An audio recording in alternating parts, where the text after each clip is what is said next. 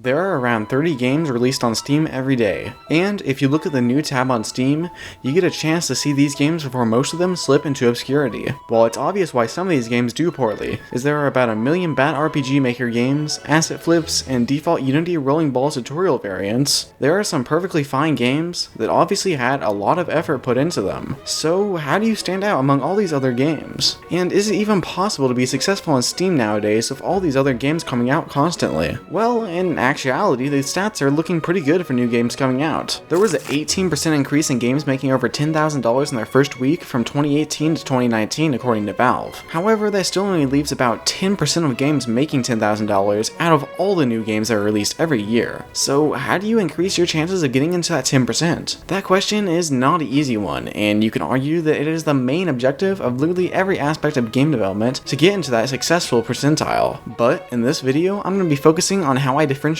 my game from others on Steam. There are a lot of decent but bland games out there, so I'm trying to find something that'll set my game apart from others, and I decided that thing would be a new twist that I put on my game. Coming up with this twist was a process that I detailed in the last 2 devlogs, so you can watch those if you want a bit more info on how I came up with it.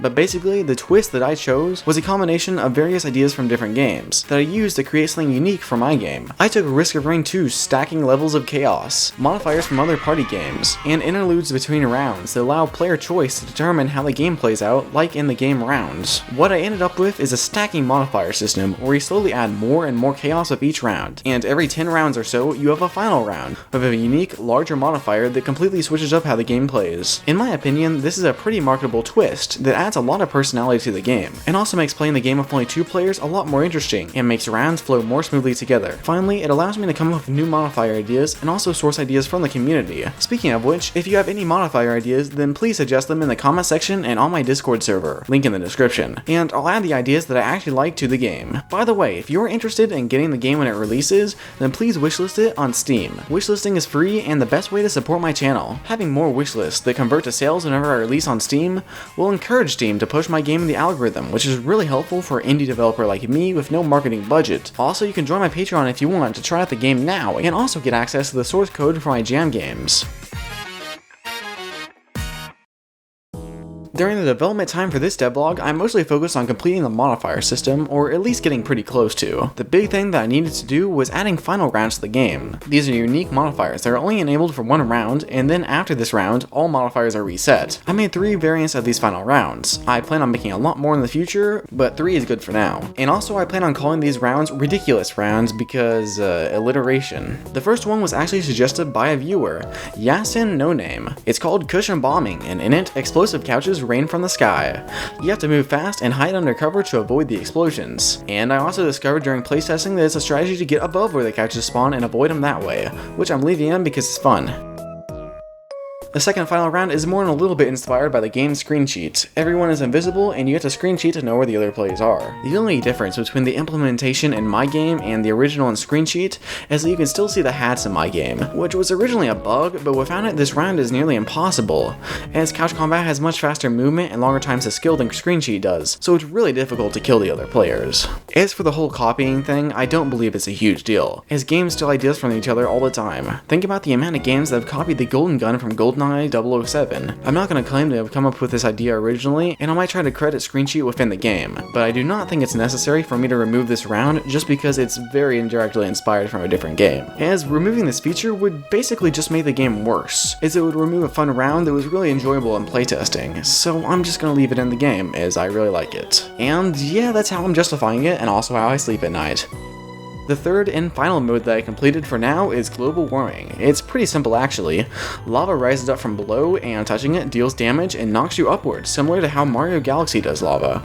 I should probably improve the looks of the lava eventually, but I'm terrible at shaders. I also made a bunch of new modifiers and completed some other tasks that I had to do to get modifiers to be an actually working system. First off, I modeled some icons in Blender and put them together in Photoshop. so I no longer use stock images for the modifiers, and I also set up a little display menu thing that shows which modifiers are enabled at the time, and you can also see it on the pause menu. And while I got to making tons of new modifiers, I still have quite a few more planned, which I'll complete in the next devlog. But for now, I added trigger finger and careful shot. Trigger finger increases fire rate, but also increases spread. Careful shot, on the other hand, is the exact opposite, as it increases damage and decreases spread, but also decreases fire rate. These are pretty simple modifiers, which I needed a few more of, and I like how the icons turned out.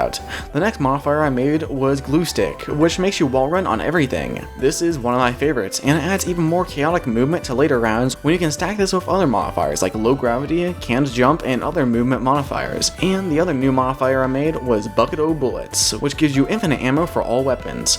This is a lot of fun with guns like the minigun. I also polished up the modifier menu.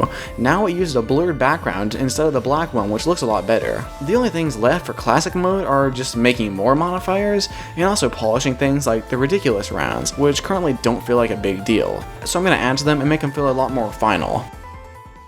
The other thing that a lot of my time was dedicated to was bug fixing. I've still got a ton to do before I can release this game, so I've been going back and fixing tons of things that I've been putting off. It's a long list, but a few of the things I've done are fixing the drop-in and customization menus by completely rewriting the script, during which I managed to turn around 600 lines of terrible spaghetti code into just over 300 lines of well-commented code that actually works now. I also rewrote the scorekeeper script. The scorekeeper does a bunch of stuff, as it also manages transitions and stages and game options, and by rewriting it, I was able to make the game finally count kills correctly, as before it would just do random numbers sometimes. I also added headshots back in the game, which is fun, and so now I'm working on adding more settings and fixing the ones I have because they are still a little janky. Finally, I'm working on adding Steam achievements to the game, and as a reward for these achievements, you'll unlock new hats. I think this will add to the fun of customization, because currently you just have a bunch of hats which you start with, which really isn't that interesting. If you slowly earn them, I think they'll be a lot more fun. Also, since I'm gearing up for release, I'm starting the Couch Combat World Tour 2. If you weren't around for the original one or just don't remember it, it's basically just me going around and forcing my friends to playtest my game with me. I've already had 2 stops with different people, and each time I found tons of new bugs and improvements to make. Yay. But playtesting in classic mode also showed me that the game has gotten quite a bit more fun since adding modifiers. It feels a lot more chaotic and creates a lot more unique and goofy moments in the game, which is basically what I wanted whenever I started making the system. So thanks again to the people on r/DestroyMyGame for basically being honest and pointing out exactly what my game lacked. I think that I've already made a lot of progress in ensuring that my game is actually fun thanks to their feedback. I'm hoping that adding this twist will increase my chances of doing well in the Steam algorithm. Although there's no way to know for sure, I think it'll help. Thanks for watching, be sure to wishlist the game and subscribe. And also thank you to my Patrons, the legend, Howard House the Based, Sean Raven, who is just a cool guy, Hao Yang He, who I'm probably pronouncing wrong, but allegedly has friendly arm wrestling matches with sharks in his free time, and he wins them, and Dominic Hauerstein, who I'm also probably mispronouncing, but would be the best couch combat player in the world if the game was actually out yet. Bye.